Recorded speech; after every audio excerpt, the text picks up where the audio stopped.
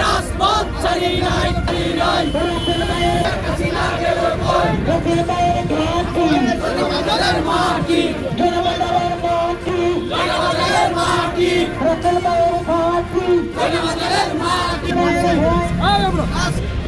শান্তি মিছিলে উপস্থিত বিভিন্ন রাজনৈতিক দলের নেতৃবৃন্দ, যুবদল, ছাত্রদল এবং সাধারণ শিক্ষার্থী যারা অত্যন্ত পরিশ্রম করে বিভিন্ন কাজকর্ম রেখে আমাদের এই মিছিলে শরীক হয়েছেন, আমি গাজীপুর ইউনিয়ন যুবদলের পক্ষ থেকে সকলকে অসংখ্য ধন্যবাদ জানাচ্ছি।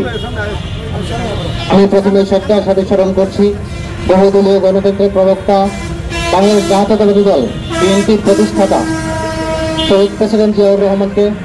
আমি শ্রদ্ধার সাথে স্মরণ করছি 1971 সালে যারা জীবন দিয়ে আমাদের বাংলাদেশকে স্বাধীন করেছেন সেই শহীদদের আমি শ্রদ্ধার সাথে স্মরণ করছি। 52 ভাষা আন্দোলনে যারা বুকের তাজা রক্ত দিয়ে রাজপথ রঞ্জিত করে মাতৃভাষা বাংলা এনে দিয়েছেন সেই শহীদদের আমি শ্রদ্ধার সাথে স্মরণ করছি। 2024 সালে খুনি হাসিনা, স্বৈরাচার হাসিনা ফ্যাসিবাদ সরকার পতনের জন্য একটি স্বাধীন বাংলাদেশ গঠনের লক্ষ্যে আমার ছাত্র ভাই বোনেরা যারা রাজপথ রঞ্জিত করে তাজা বুলেট খুনি হাসিনার নির্দেশে পুলিশ বাহিনী, বিভিন্ন বাহিনী দ্বারা আমার ছাত্র ভাইদের উপর গুলি করেছেন এবং যারা শহীদ হয়েছেন সেই শহীদদের প্রতি আমি শ্রদ্ধার সাথে স্মরণ করছি। প্রিয় ভাইয়েরা আমার, আপনারা জানেন এই খুনি হাসিনা সরকার 28 বছর এই বাংলাদেশে কি করেছে। আমরা যারা বিএনপি করেছি তারা সকলেই জানি, একটি রাত ভালোভাবে আমরা ঘুমাতে পারি নাই। কখন পুলিশ আসে, তখন ছাত্রলীগ হামলা করে, তখন যুবলীগ হামলা করে। যদি পছন্দ করি না, দেশনায়ক তারেক রহমান আমাদের নির্দেশ দিয়েছেন কোন হিংসা হবে না, কোনো ভেদাভেদ চলবে না, সকলকে নিয়ে আমাদের রাজনীতি করতে হবে। আর তিনি বলেছেন কোন বিএনপি, ছাত্রদল, যুবদল যদি দলের নামে অপকর্ম করে তাদেরকে পুলিশে ধরিয়ে দিতেন।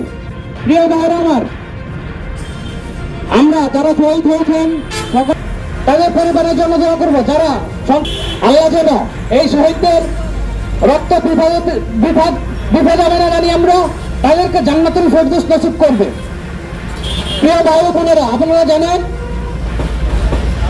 এই স্বৈরাচার সরকার আবার নতুন করে ষড়যন্ত্র শুরু করেছে, বিভিন্ন পাড়া মহল্লায় ডাকাতি শুরু করেছে।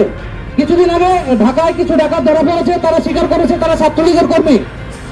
তাই আমাদের সকলকে সজাগ থাকতে হবে। পাড়া মহল্লা যারা আছি কমিটি গঠন করতে হবে, সকলকে নিয়ে রাজপথে আবার নামতে হবে আমাদের।